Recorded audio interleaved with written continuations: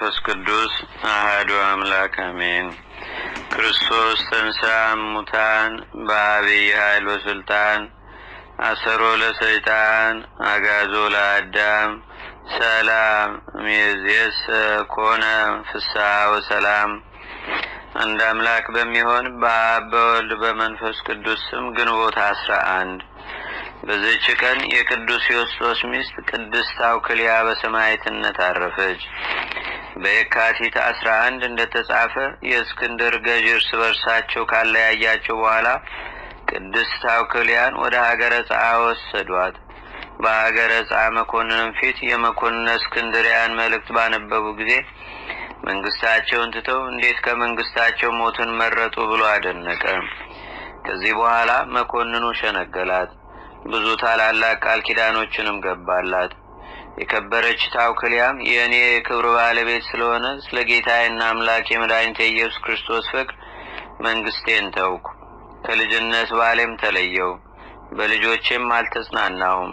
ለመሆኑ አንተ የምትሰጠኝ ስጦታ ምን ያህል ነው ብላ መለሰችለት። ይህንን ሰምቶ ታላቅ ግርፋት እንዲገርፏት አዘዘ። የስጋዋም ቁርበት እስከሚቆራረጥ ገረፏት። ከዚህ በኋላም ከእስር ቤት አስገቧት። የእግዚአብሔር መልአክ ተገለጠላትና ቁስሎቿን አዳናት። እስረኞችም አይተው አደነቁ። ብዙዎቹም የክብር ባለቤት በሆነ በጌታችንና በአምላካችን በመድኃኒታችን በኢየሱስ ክርስቶስ አምነው በሰማዕትነት አረፉ። የምስክርነቷ ፍጻሜም በቀረበ ጊዜ የእግዚአብሔር መልአክ ለከበረች አውክልያ ተገልጾላት አጽናናት።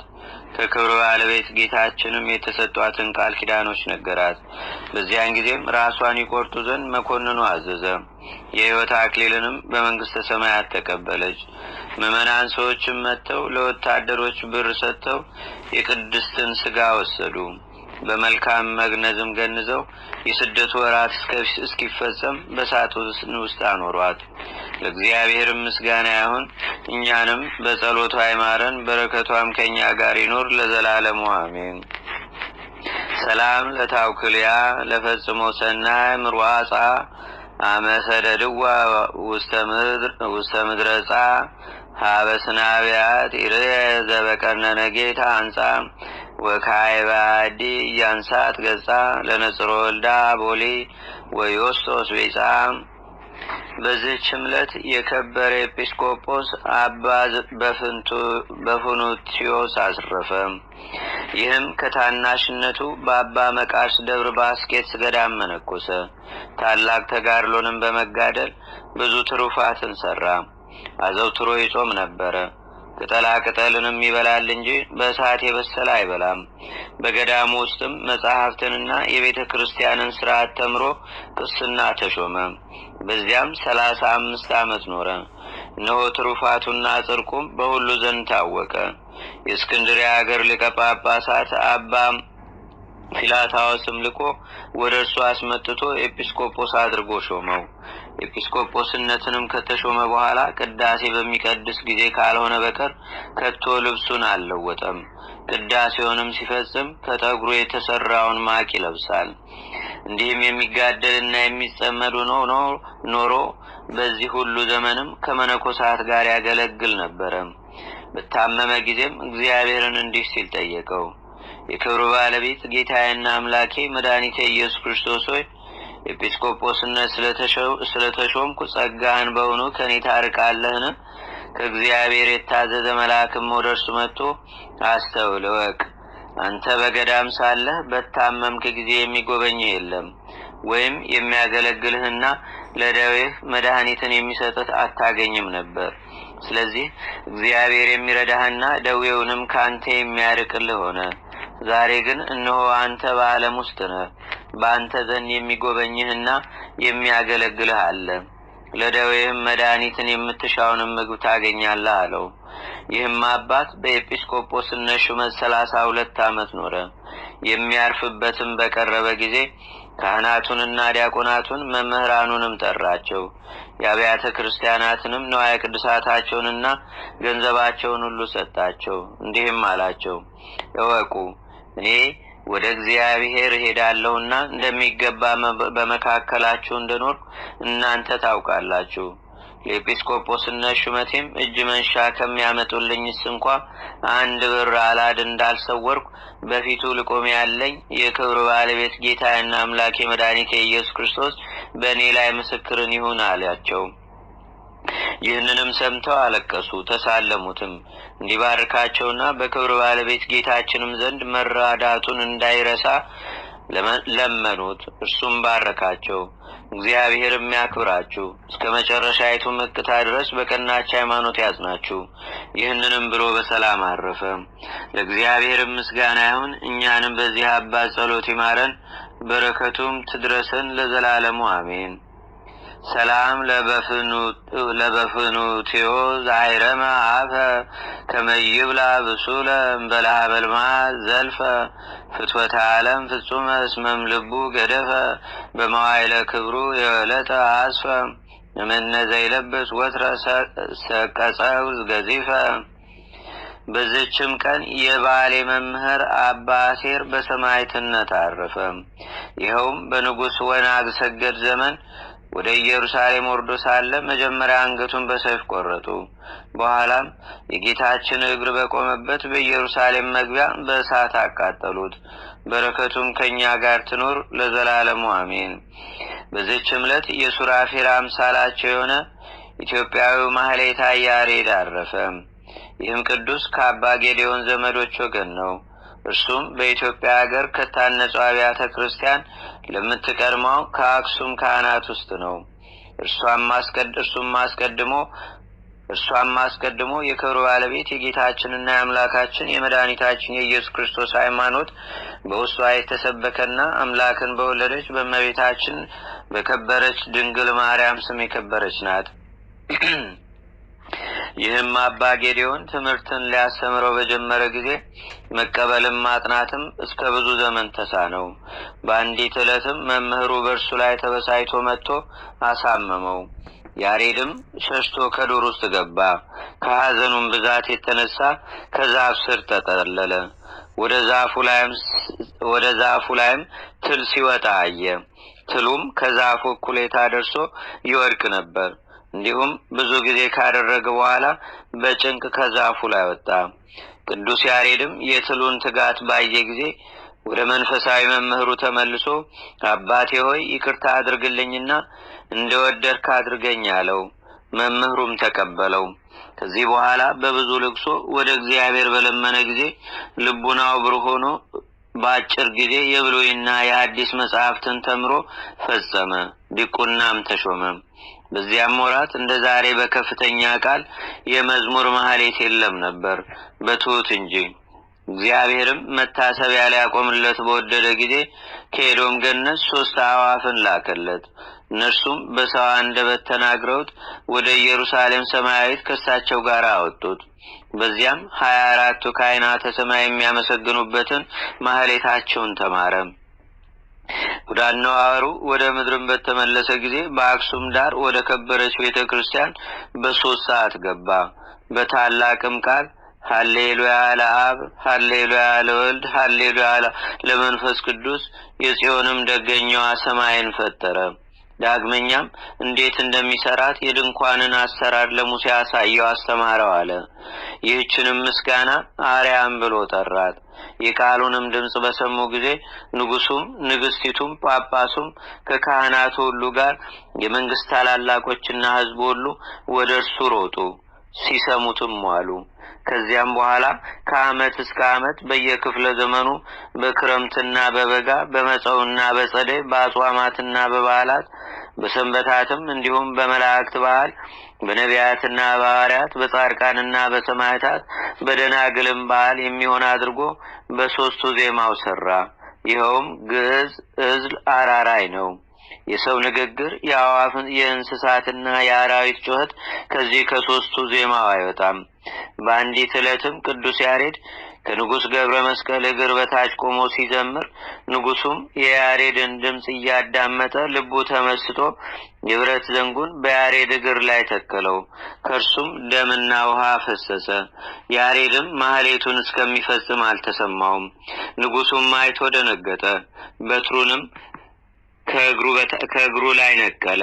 ስለፈሰሰው የደም ዋጋ የፈለግከውን ለምነኝ ብሎ ለያሬድ ተናገረው። ያሬድም ላትከለክለኝ ማልልኝ አለው። ንጉሡም በማለለት ጊዜ ወደ ገዳም ሄጄ መነኮስ ዘንድ አሰናብተኝ አለው። ንጉሡም ሰምቶ ከመኳንንቱ ጋር እጅግ አዘነ፣ ተከዘም። እንዳይከለክለውም መሐላውን ፈራ፣ እያዘነም አሰናበተው። ከዚህ በኋላም ቅዱስ ያሬድ ወደ ቤተ ክርስቲያን ገብቶ በታቦተ ጽዮን ፊት ቆሞ ፈጽሞ የከበርሽና የተመሰገንሽ ከፍ ከፍ የሚያልሽ የብርሃን መውጫ የሕይወት ማዕረግ የሆንሽ የሚለውን ምስጋና እስከ መጨረሻው በተናገረ ጊዜ ክንድ ያህል ከምድር ከፍ ከፍ አለ። ከዚህ በኋላ ወደ ሰሜን ሀገር ሄዶ በጾም በጸሎት ተወስኖ ስጋውን እጅግ እያደከመ ኑሮ ገድሉን በዚያ ፈጸመ። እግዚአብሔር ስሙን ለሚጠራ መታሰቢያውን ለሚያደርግ ቃል ኪዳን ሰጠው። ከዚህ በኋላም በሰላም አረፈ። ለእግዚአብሔር ምስጋና ይሁን። እኛንም በአባታችን በቅዱስ ያሬድ ጸሎት ይማረን፣ በረከቱም ከኛ ጋር ለዘላለሙ ትኑር አሜን። ሰላም ለያሬድ ስብሐተ መልአክ ለህዋጼ እንታይረገ በልቡ ሊና መንፈስ ረዋጼ ለትምህርተ መጽሐፍ ገባ ማህበኮነ ነፋጼ በብዙ ጻማ ዛልቦ ሁጻጼ መልዕልተ ጉንደጾም ነጺሮ እንዘያርግ ጼ። በዚችም ቀን ቅድስት አናሲማ አረፈች። ይህችም ቅድስት በደናግል ገዳም መንኩሳ ራሷን እብድ አስመስላ ኖረች። በሌሊትም በጾምና በጸሎት ስጋዋን በመቅጣት ራሷን ታሰቃያለች። ሰዎችም በሚያዩት ጊዜ ራሷን አእምሮዋን እንደ ሳተች ታስመስላለች። መበለቶችም ይሰድቧታል። እግዚአብሔርም ገድሏን ለአባ ዳንኤል ገለጠ። እርሱም ከደናግል ገዳም ሄዶ ትሩፋቷንና ገድሏን ሁሉ ለእመምኔቷ ነገራት። እርሷም ለእህቶች መነኮሳይት ነገረቻቸው።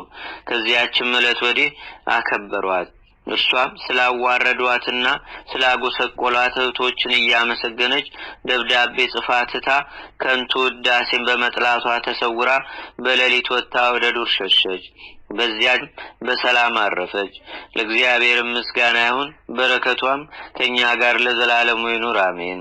በዚህችም ቀን በዲዮቅልጥያኖስ መንግስት ዘመን ቅድስት አፎሚያ በሰማዕትነት አረፈች። የዚህችም የእናቷ ስም ቴዎድሮስያኒ ነው። እርሷም የክብር ባለቤት ክርስቶስን የምታምንና የምትፈራው ናት። ሰይጣንም የክርስቲያኖችን በማስገደድ ለጣዖት እንዲያሰግድ አንቲሂጳጦስን ባነሳሳው ጊዜ ይህችን ቅድስት አፎሚያን ከብዙ ክርስቲያኖች ጋር አስራው አመጧት። አንቲሂጳጦስም ለአማልክት ሰዊ አላት። እኔ ከክብር ባለቤት ከጌታዬና ከአምላኬ ከመድኃኒቴ ከኢየሱስ ክርስቶስ በቀር አልሰዋም፣ የአባቶችን ተስፋ ለማግኘት ልቤ የጸና ነውና አለችው። ያን ጊዜ አንቲሂጳጦስ ተቆጥቶ አጥንቷ እንዲሰበር ሕዋሳቷ ሁሉ እንዲለያይ በሰረገላ መንኮራኩርም ውስጥ ይጨምሯት ዘንድ አዘዘ። የእግዚአብሔርን መልአክ አዳናት። ሁለተኛም ነበልባሉ 45 ክንድ ከፍ ከፍ እስከሚል እሳትን አንድደው ከውስጡ የወረውሯት ዘንድ አዘዘ።